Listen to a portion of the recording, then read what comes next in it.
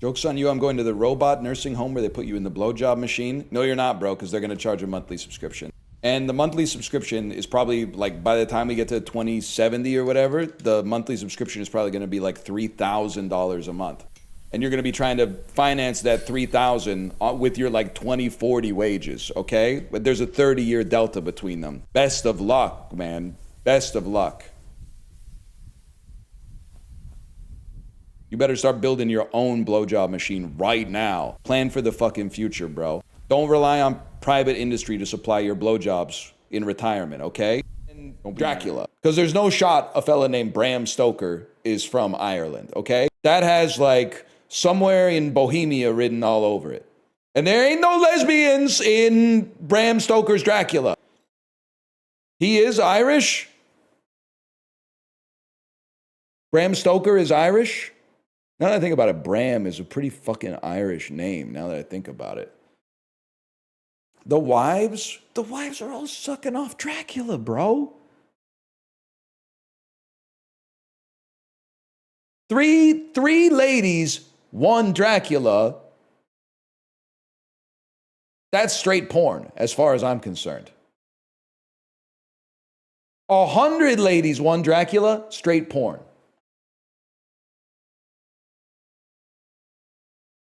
Two thralls, one goblet. They ate a baby. They needed to, by the way. It's not like they did it for entertainment. They literally needed it to get sustenance to stay alive. It's one of two things. It's a self-checkout at the Hotel of Life, or alternatively, showing your friend your penis, and it's okay. Everybody thinks it's okay. Nobody has a problem with it at all. I wouldn't have a problem. Honestly, I'm 37 years old. If I was hanging out with the boys, if we were playing disc golf or something like that, one of them pulled their dick out and like tapped me on the shoulder, and then I turned around and the dick was right there, I would laugh my fucking ass off. Now, I'm not saying everybody has to be like that, but I would be laughing my fucking ass off for sure. You know, like when Tom Green went to Japan and then that dude fell down the stairs at the temple and he laughed uncontrollably? Like comedy is about making people feel unfamiliar, okay? It's about exploring the entire range of the human psyche. You don't like when he goes to Japan and he puts a vibrator on the conveyor belt sushi conveyor and then he turns it on and lets it go around? And then the sushi chef chases him out of the restaurant with like a cleaver because he's like, I think he's actually going to kill Tom Green. That's an ace, bro.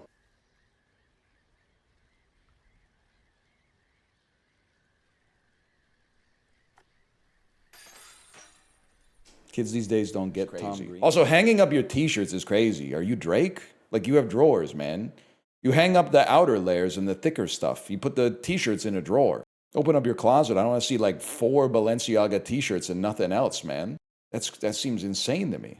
My room ain't the Gap. Bro, there's only 2 places that clothing stores display t-shirts. One is on drawers, or like on shelves, which would be like the Gap. The other one is you're going to like Gucci or something like that, and they got an $1,100 t-shirt on a hanger. So who the fuck do you think you are? You gotta pick a side. Bro, Toronto has way more cryptids than Vancouver. We got a couple cryptids, but Toronto has Xanta, TTC Leprechaun, Drake, the Glove Guy. Glove Guy, as far as I know, is from Halifax. Doug Ford. Who do we have in Vancouver? Roller Girl, Opera Guy. That might be it for all I might fucking be one for all I know, man. I might be a Vancouver cryptid for all I know. Penticton.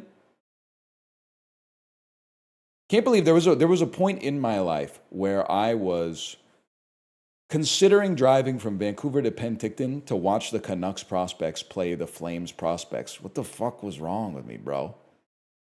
What was I thinking? Thank God I didn't go. But B, also, knowing how that core turned out, I mean, it would have been a supreme waste of time. It would have been an unbelievable waste of my time just to watch a bunch of people who aren't that good at hockey play in an arena that probably kind of sucks.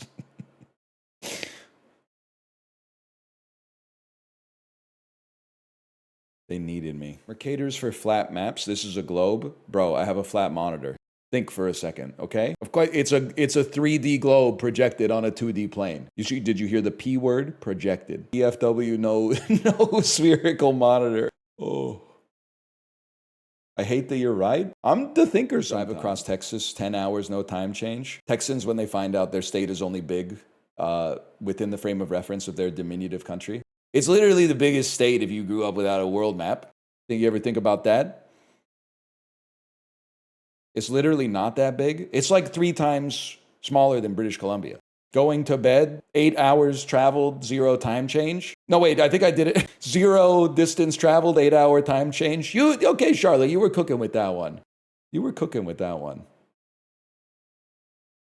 Which is good, right? They'll literally talk to you like you're from Texas, even if you tell them you're from a foreign country. They'll be like, yeah, I hopped on the I-71 and at rush hour, it's all jammed up. So I decided to get on the, what do they call the road that runs next to the road? They will just hit you with interstate numbers over and over. And you got to be like, yeah, man, I guess. I don't know shit about the frontage road next to I-35. Like I'm from a different country, man. I have no idea. David Beckham, Ninja Creami, sleep paralysis demon jump scare ads. Anyone here live in England? Because when we went to England last summer, the David Beckham Ninja Creami ad was everywhere, man. You would just be like on a double-decker bus, minding your own business. You round the corner and all of a sudden, dude is just staring at you, drinking a smoothie.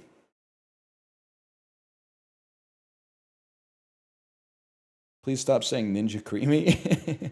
It's a Blevins blender, bro.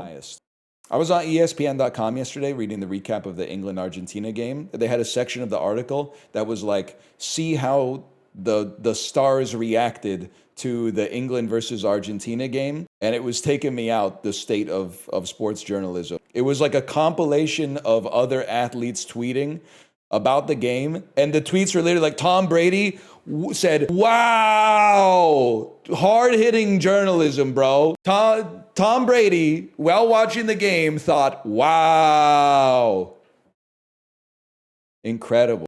Apparently, Tom Brady was surprised by the result. I have no idea. I debase myself and just type Chris Pronger. Chris, $100 million is actually not a lot of money once you realize you have to pay taxes and buy a new car every year. Pronger.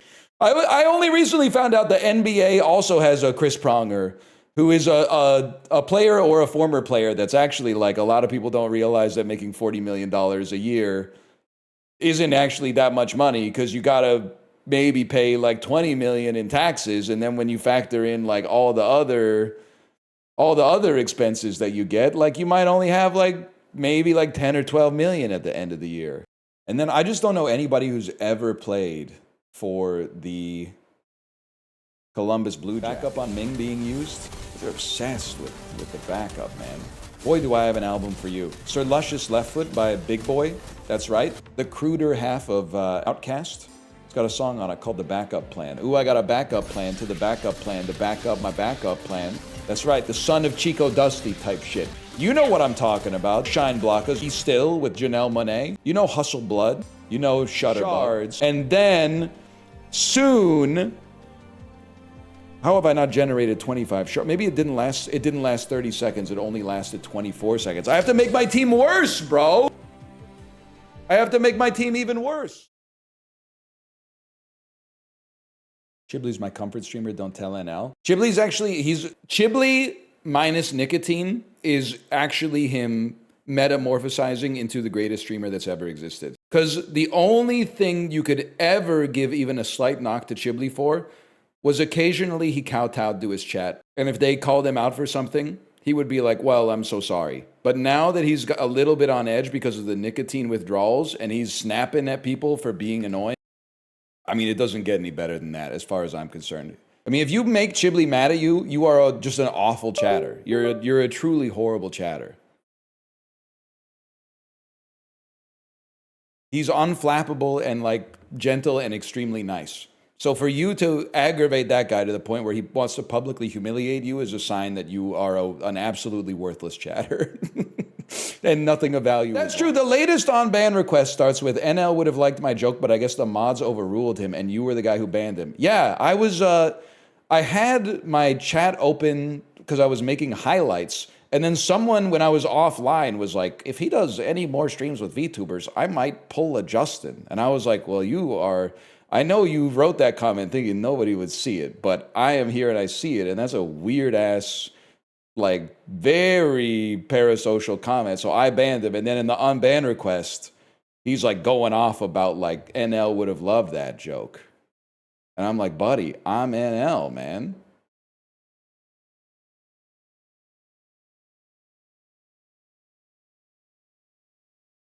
You were perceived by the guy. Just be so fucking for real with me right now. If you've seen The Matrix, don't type anything. If you've not seen The Matrix, type 1. There's so many people typing. Chat won't even load. Like, chat is loading in chunks because so many people are typing. It looks like Streamer University chat.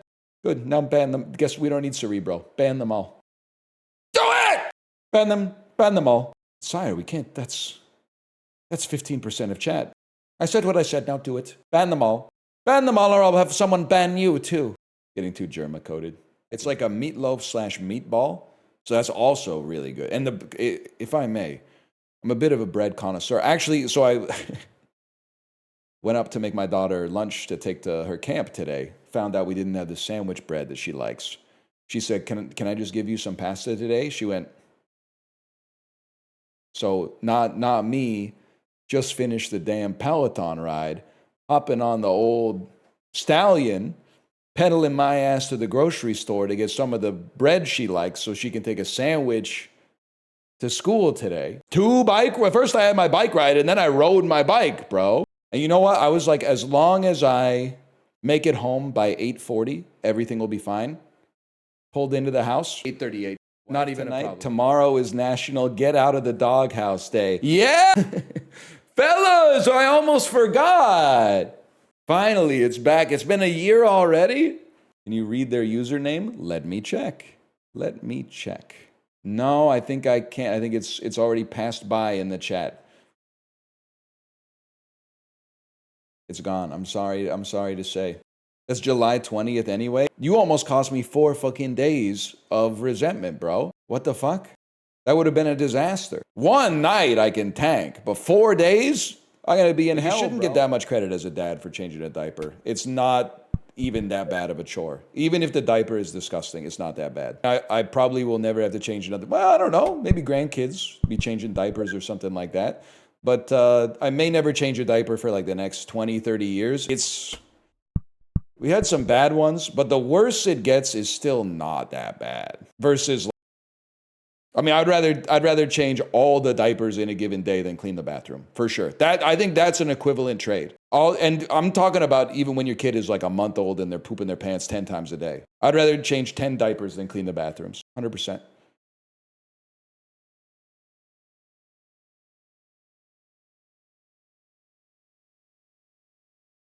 This is fucked up. I made my pasta sauce too freaking buttery. I think I said sauce, by the way, so I apologize. Can I say that's a steak too fatty, lobster too buttery moment? You're supposed to use a lot of salt in pasta. Have you ever seen the viral video of the Food Network chefs showing how much salt they add to the water? I was wondering, it literally, if I bought like a container of Morton salt, it would take me 5 years to get through all the salt. I saw one video where a Food Network chef shows that she pours in like, I don't even know how to describe it. It might be like 400 grams of salt into the water. Now I'm going through the Morton salt containers in like 6 months. But the pasta has never been better, man. The pasta has never. My dream as a kid was to have one of those call-in shows where people would just call in and then I give my layman opinion on their issue. And then everyone goes, oh, wow, this guy's got a lot of common sense. And maybe like 8 people watch it on public access or something. Tomorrow's Thursday, right? Or is tomorrow? Tomorrow's Wednesday. Tomorrow's Friday already? Tomorrow's Friday. Devastating news for me because I love my job. That's the worst thing you could have possibly told a guy like me. Anyway, later.